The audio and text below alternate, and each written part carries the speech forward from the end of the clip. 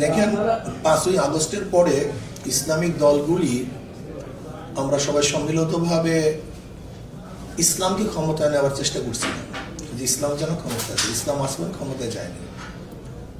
Secularism গেছে, গণতন্ত্র democracy গেছে, কিন্তু ইসলাম ক্ষমতায় যায়নি। তা আমরা ভেবেছিলাম ইসলাম সমমনা যাদের ব্যাপারে মতনৈক্য আছে, মতনৈক্যগুলি একটু পাশে রেখে একটা সম্মিলিতভাবে ইসলামকে ক্ষমতায় নেওয়ার চেষ্টা করছিলাম। কিন্তু হতে পারে আমাদের মধ্যে কেউ মনে করছে ইসলামকে ব্যবহার করে বা আমাদেরকে ব্যবহার করে এককভাবে তারা ক্ষমতায় যাবে, এরকম একটা চিন্তা ভাবনা আমি অনেকের মধ্যেই আমরা পরিলক্ষণ করতেছি।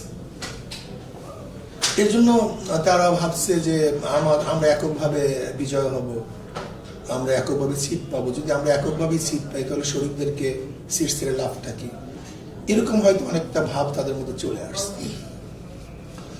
অথচ আমাদের মূল নীতি ছিল যে আসলে কেউ কারোর সাথে জোট করিনি, এটা অ্যালায়েন্স করছিলাম। কেউ কাউকে আবদারও করবো না সিট।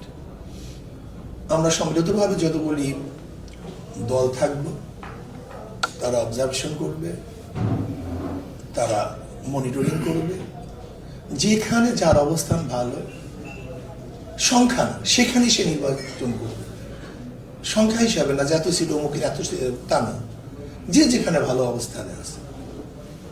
এই মূলনীতির অবস্থায় কিন্তু আমরা অগ্রসর হচ্ছিলাম। কিন্তু দেখা যায় আমাদের মধ্যে যাদেরকে আমরা নিয়ে আসছি তারা হয়তো বা বেশি প্রেশার ক্রিয়েট করতেছে যে আমরা এত সিটে নির্বাচন করি। এমনকি আমাদের আমিরের সিট পর্যন্ত তারা নির্বাচন অংশগ্রহণ করছে, খোদ বরিশাল পাস। আজকে তারা নমিনেশন সাবমিট করছে জামাত।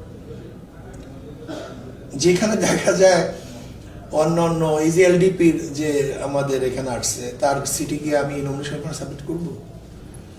এনসিপি যদি আমাদের সাথে আসে তাহলে নমিনেশন তার যে প্রধান থাকবে নমিনেশন সাবমিট করবো। অথচ আমিরের সিট তারা ছাড়তে চায় না, এই পর্যন্ত তাদের উদ্যুত্ত পুষছে। তা আসলে তো ইসলামকে ক্ষমতা নিতে চায় না, আমার মনে হয় যে এটা, এবং এটা রাখতেও চায় না। এরা হয়তো আমাদেরকে ইসলামকে ব্যবহার করে তারা হয়তো বা ক্ষমতায় যাওয়ার একটা আমাদেরকে সিঁড়ি হিসেবে ব্যবহার করতে চায়। তো এটা তো হবে না। আমরা ইসলামকে ক্ষমতা নিতে চাই, আমরা তো কোনো ব্যক্তি বা কোনো পার্টিকে আমাদেরকে ব্যবহার করে ক্ষমতা নেওয়ার জন্য ইজত করা